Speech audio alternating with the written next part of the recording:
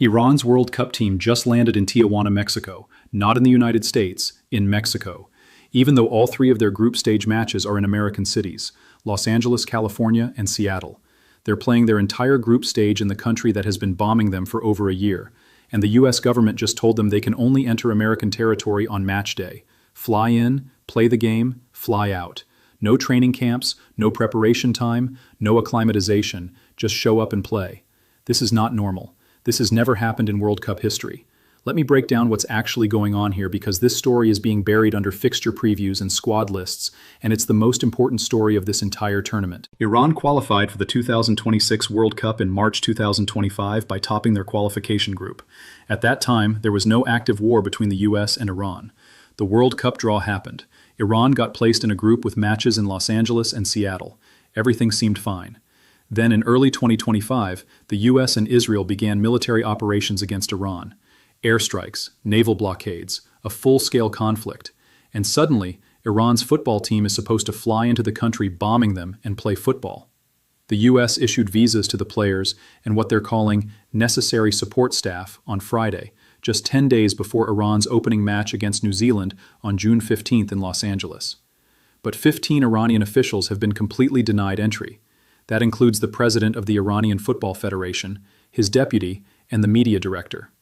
The people who run the team, who manage logistics, who handle press, who coordinate everything, they're not allowed in. U.S. Secretary of State Marco Rubio said Iran would not be allowed to, quote, abuse this system to sneak terrorists into the United States under false pretenses.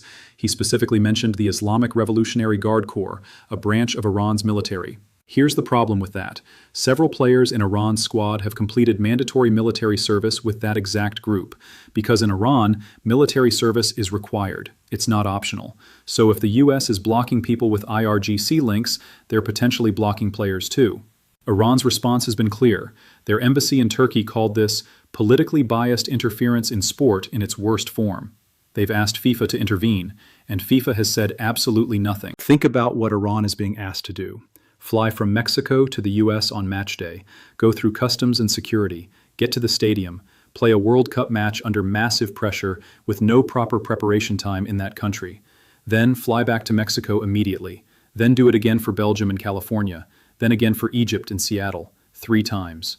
While their country is being bombed by the host nation. This isn't football. This is a geopolitical hostage situation disguised as a tournament. And here's the biggest question nobody's asking. Should this World Cup have even happened under these conditions? Should FIFA have relocated Iran's matches to Canada or Mexico when the war started? Should Iran withdraw in protest? Or is this exactly what the US wants, to humiliate Iran on the global stage while making it nearly impossible for them to compete properly? Let me know in the comments where you're watching from and what you think Iran should do. This is the 2026 World Cup's biggest scandal, and it's only just beginning.